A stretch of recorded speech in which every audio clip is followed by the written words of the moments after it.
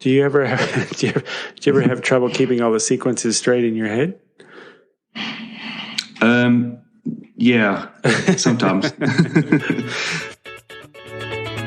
Welcome to the Active Marketer Podcast, where we talk about how to design, automate, and scale your business to the next level using sales and marketing automation. You can find out all the tips, tactics, and techniques you need to get more customers and sell more stuff over at theactivemarketer.com. Now, here's your host, Barry Moore. Welcome back, listener, to episode 6 of the Active Marketer Podcast. I'm your host, Barry Moore, and I'm super excited this week. And the reason I'm super excited this week is because I have on as a guest this week someone I look up to quite a bit in the internet marketing space, and that is Mr. Andre Chaperone. If you start a discussion with anyone about email marketers and who's the best email marketers or who the famous email marketers are, certainly on that short list will be Andre's name. He has been killing it with email marketing for a number of years now and is such a fantastic storyteller. I actually look forward to reading his emails. Also, he produced one of the seminal products in email marketing. If you want to learn how to do email marketing really, really well, almost everyone will tell you that you need to go out and get Autoresponder Madness, which is Andre's course that teaches you specifically his techniques to do successful email marketing. And I've taken it. I highly recommend it. I think it's a great product. But what really piqued my interest for this episode was the fact that Andre's just relaunched his revamped Autoresponder Madness course late last year. And he is running his whole platform off ActiveCampaign. So I wanted to get Andre on the podcast to share his secrets for successful email marketing and chat a little bit about why he chose ActiveCampaign as his platform going forward. But before we get into the interview, we're going to go into the shameless social proof section of the show, where I read out some reviews that have been left on iTunes. We're going to go to the U.S. iTunes store this time and read a couple of the U.S. reviews. We've got one from Anna Tender, who says, "Great podcast, 5 stars. Love this podcast from the first episode. Keep going, Barry." Another one from Ellaville. "Great advice, 5 stars. I just started using ActiveCampaign in my business, so this is perfect timing. I can't wait for more. Keep them coming." And one last one here from Cole260 in the U.S. "Awesome interviews, 5 stars. I just listened to the interview with Dan Norris, which is episode 3. Good stuff. I'd like to hear more about how other online marketers are using marketing automation." Well, Cole260 and all the other reviewers, thank you very much for your reviews. And Cole260, this is the episode for you. We've got one of the most well-known online marketers out there, Andre Chaperone, to guide us through how to do marketing automation well and why he's using ActiveCampaign. So let's get into that interview now. It's my great pleasure to welcome Andre Chaperone to the show. Andre, welcome. Thank you. Thanks for having me. Excited. I've been going through your Autoresponder Madness course recently, actually, so I've been dying to talk to you about a lot of things. So anyone who is familiar with copywriting, there's one or two names that always pop up, and yours is certainly on that short list, and the seminal product Autoresponder Madness is certainly one that people talk about all the time. So maybe we could go back. I know you used to, you, like so many people, had a full-time job and decided that really wasn't doing it for you, and you didn't want to work for anybody else, and you decided to, or were prompted to go out on your own, and then got into the internet marketing kind of side of things. At what point did you kind of have that aha moment that, storytelling was really kind of your thing, and that was really what was working in your business? The honest answer is I don't remember the exact timeline, but it was way back when. So back in 2003 is when I started. I was kind of thrown into the deep end. So I had to figure the stuff out really quickly. And there weren't many mentors back in those days. There certainly weren't many courses and training courses and coaching courses, and it was pretty much the Wild West back then. So I just tried all sorts of things.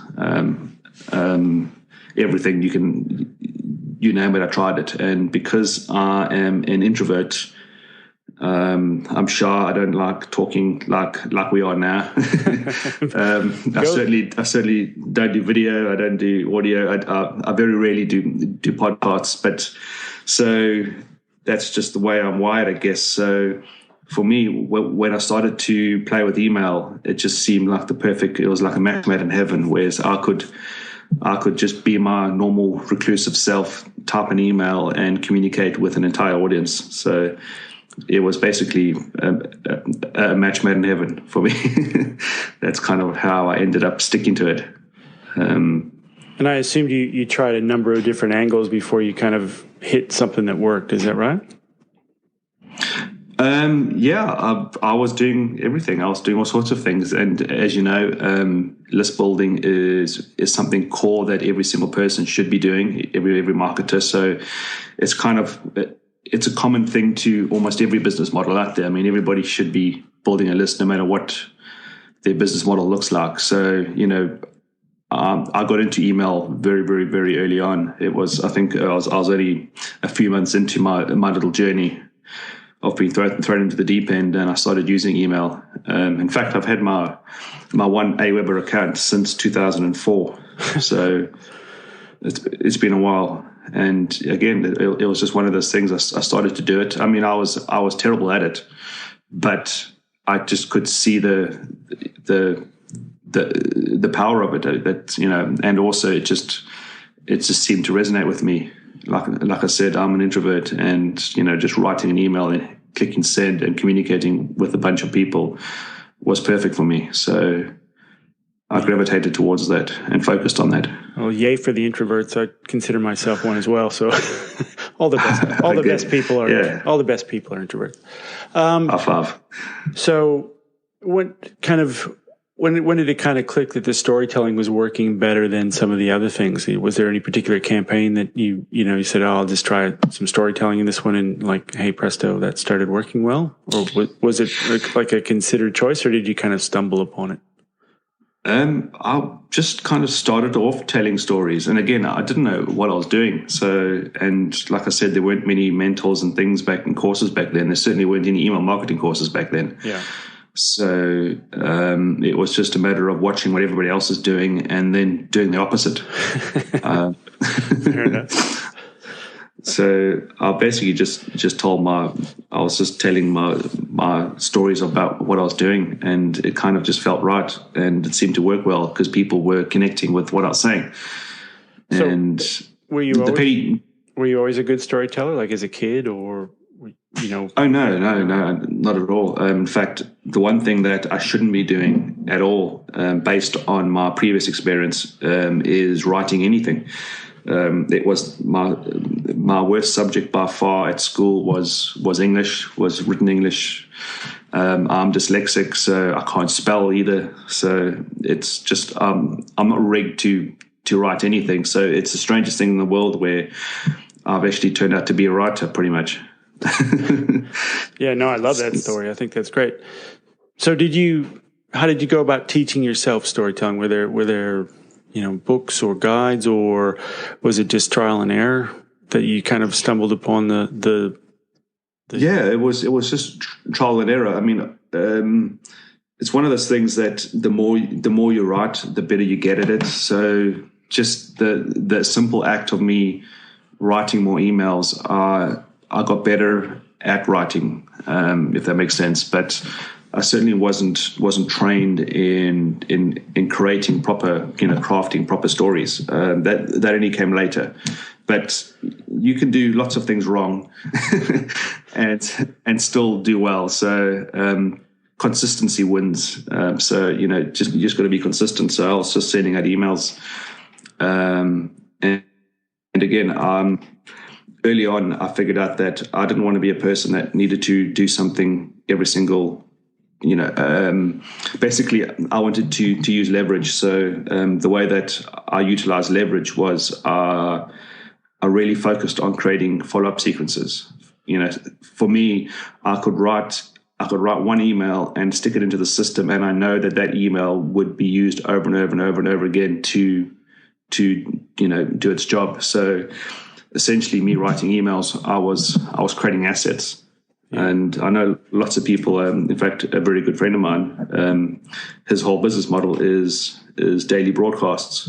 So for him, it's writing an email once and sending it out, and then it's gone. It's done its job, never to be used again for the most part. So I took the other road of automation and creating these follow-up sequences, and that's kind of how the whole thing started to figure, how I started to figure the whole thing out, creating these story-based sequences. It's just kind of, I was writing story type emails, and then I was focusing on creating follow-up sequences.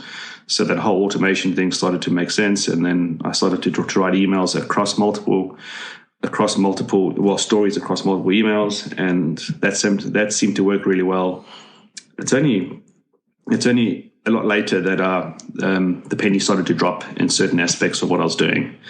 And then I started to get better and focus on understanding how to write stories better. And do you think that storytelling aspect is something that anyone can learn, or do you think you're so good at it because it particularly resonates with something inside of you? I'm definitely not good at it in the sense that I have some special ability that. But that's just consistency. So it's just about. I've at the moment, the last year or so, I've had a story coach. So that's only something I've done now. So now I'm getting a lot better at understanding the storytelling. And he says that, pretty much anybody can learn to tell stories. So again, you just need to do it and read, ideally. I read lots of fiction. I'm a very slow reader, so it takes me a while, but I read fiction every single day. Okay, cool. And what's some of your favorite fiction? Lee Child, so his Jack Reacher series are by far my favorite, and it's actually influenced my writing style more than anything else. So if there was a secret weapon, that will be it. Read the Jack Reacher stuff. His writing style is just resonated with me straight away. It's very short, punchy sentences, and I think by default people tend to write longer sentences, and they don't come across very punchy, So, and it's not conversational either. You wouldn't sit there and rattle off a 7-sentence paragraph to somebody if you're just chatting over coffee or something. Right, exactly. But people seem to write that way. Yeah. So for those folks who aren't familiar, could you just kind of give us the basis of your soap opera sequence? It's simple enough. There's two components. The one component is the structure. It's how the physical thing is actually mapped out. So like I said already, it's all based on follow-up sequences. So, so where emails go out sequentially, you put them in the system and they go out with a predefined gap in between each one. Then you can go one level deeper, and you can say to yourself, okay, someone's going through these emails, and everyone's different, and everybody has different needs, and so you can create context with your emails, with your story sequence, and based on that context, different people can take different actions, right? Because certain things are going to resonate with certain people. So understanding that is, then I started to implement these behavioral sequences. So basically, if somebody takes an action and clicks on a link, so whatever that might be, depending on the market, they click on a link because it makes sense to them, or they want to know more about a certain thing. And then what I do is that launches another soap opera sequence and sends them down another little path. So the tools nowadays are a lot more slick than they used to be. It used to be a bit of a mission to set the whole thing up. It wasn't a simple process moving people between lists. Yeah. It's a lot more now. It's a lot more elegant now, where they can just click a link, whereas before they had to actually opt in again. And have you found like an optimal length for your main soap opera sequence, or does it really depend on the subject matter or the customer avatar that you're talking to? As a rule of thumb, you just keep adding onto it, so it doesn't end. It can be just keep writing. I mean, initially it'll be like a week long. You write seven emails worth of stuff, and then you just create a process whereas every single week you would just keep adding, writing more emails and adding them to that sequence, and then over time it'll get longer. It'll be 30 days long or a month long, and then 45 days, 90 days, and you just keep going. Have you looked at the metrics to see if there's any kind of drop off the longer it gets, or are you such a good storyteller that you're keeping people hooked for 45 days? Well, I know people go all the way through them and they click all the way through them. So, wow.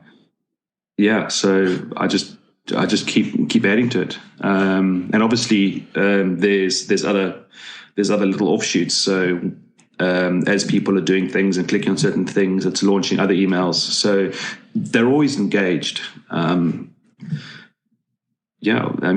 Marketers and anybody interested in a certain topic are going to read stuff and click on links because they want to discover more. Yeah. And when you start to use little cool things like open loops and cliffhangers, it keeps them reading. Yeah, I love your open loop writing style. I just read the emails just for the sake of reading them, just because they're so good to read. Any kind of standard length for those sub-series? Are they quite long or quite short, or just designed to do a specific thing? Or yeah, typically there'll be 2 emails or 3 emails. They're never that long. It just sends people down that little path, and it goes a bit deeper. Sometimes you can have a little promotion linked to something. So if they've shown interest in a certain topic or a certain product, it can then launch a little evergreen launch sequence that then provides some preeminent content and then goes into a little launch. So, that can be a few emails long. And then once that's done, you can do the same thing again. Somebody goes from being a prospect to a customer, so now they get moved to the customer sequence, and that thing plays out. You want people to consume the product, so it starts off with a consumption sequence, and then it just moves people along a path. Do you ever have trouble keeping all the sequences straight in your head? Yeah, sometimes.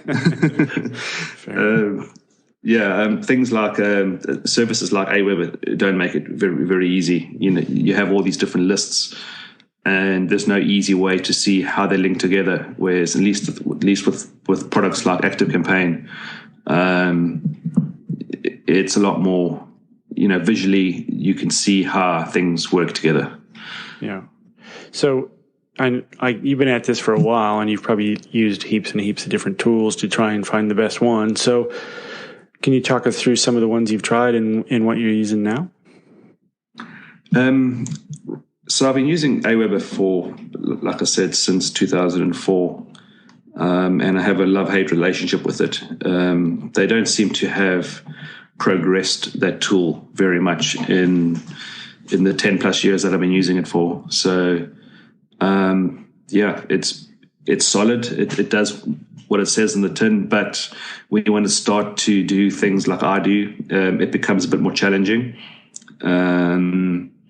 Also, they count each single lead as a new, because they charge you per lead. So because it's not a proper CRM, if you have 100 lists, I hope this is not going to be too technical for your audience, but if you have 100 lists and one person is on all 100 lists, they essentially charge you for 100 people. Yeah, if that makes sense. Yeah, they get counted 100 different times. Yeah.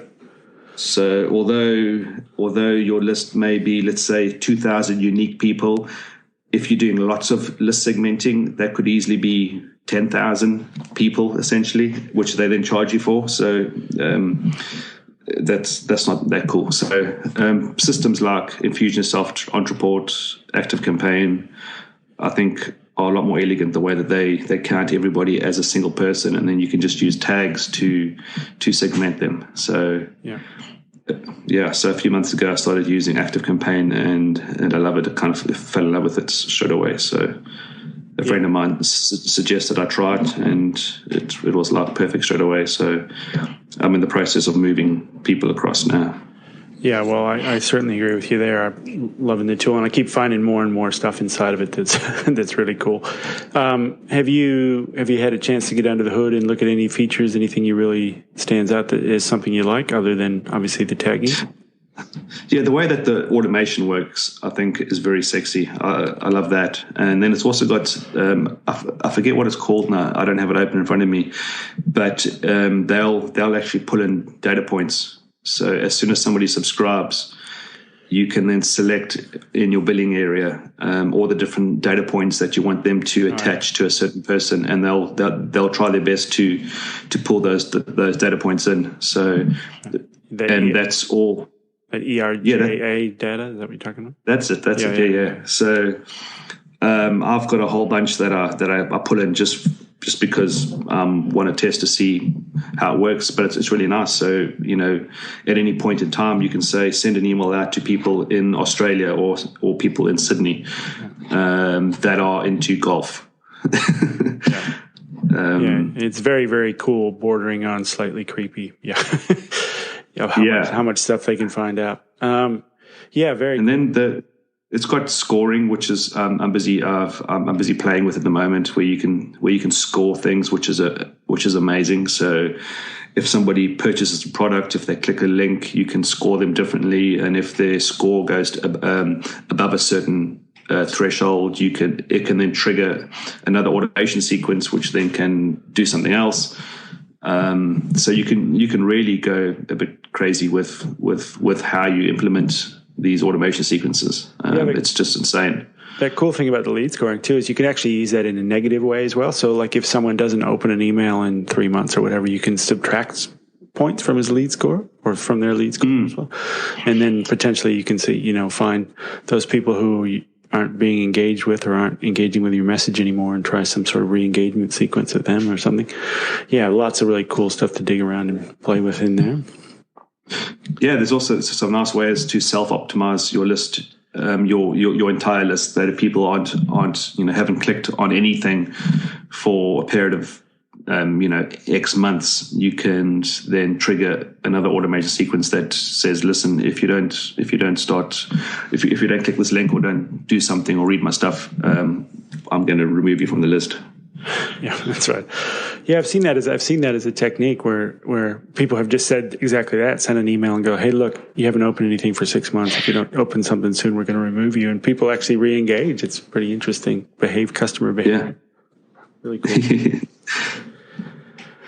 All right. Well, I know you don't have a whole lot of time today, Andre, and I really appreciate you spending some time with us today and talking us through your sequences and a little bit about how you're using ActiveCampaign. So if anybody wants to find out more about, I know you've got a couple of different businesses, but why don't you tell listeners where they can find out more stuff about Andre? Just go to Google and type in Andre Chaperon. That's probably the easiest way. Chaperon with a C. Everybody spells it with an S. Otherwise, if they go to Autoresponder Madness, it's a big sales page. Yeah. So one thing they can do is scroll all the way down to the bottom. I'm strange like this, whereas everybody talks about sticking opt-in pages above the fold. For my one, you've got to scroll to the bottom of an 8,000-word sales letter, and there's an opportunity to opt in. That's really for people that aren't ready to purchase Autoresponder Madness, and basically it puts them into a little sequence that basically shows them what Autoresponder Madness is and how it works. So I know lots of people add themselves to that just to see how the whole thing plays out. So there's a sequence that'll go out. It's got all of the stuff that we've spoken about. If they click a link, it'll launch another sequence. I think there's one of those, and the sequence is currently about a week long, I think. So it's not awfully long, but you'll get an idea of how this whole thing works. And again, there's nothing to buy. You don't have to buy anything. If you want to get, I'm certainly a big fan of Autoresponder Madness. I've done it myself. I think it's a great course, great teaching tool, great learning tool. And if you want to see how good Andre is at sucking you into a story, you can also go over to affiliatebully.com. That's a great series of about eight steps. Is it 8 pages that you just click? Yeah, you just have to click through the next one and see. Yeah, you have to just click through the next one and see what it is. You have to. It's great. A page that they can go look at for storytelling. Again, there's nothing for sale on this page. It's just a whole bunch of cool information. Frank versus Matt. So it's Frank, F-R-A-N-K, F-R-A-N-C-K, Frank, and then VS for versus, and then Matt, MATT.com. And it's just a story about these 2 characters. And there's tons of links that go all over the show. And it's basically just a story. So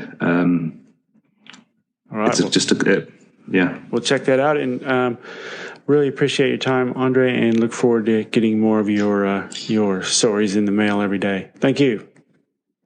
No worries, Barry. This has been fun. Wow, great interview there with Andre Chaperon. I really appreciate him stopping by. He's widely known as a bit of an introvert and recluse, so he doesn't do too many interviews, so I feel pretty lucky that we got him here on theactivemarketer.com.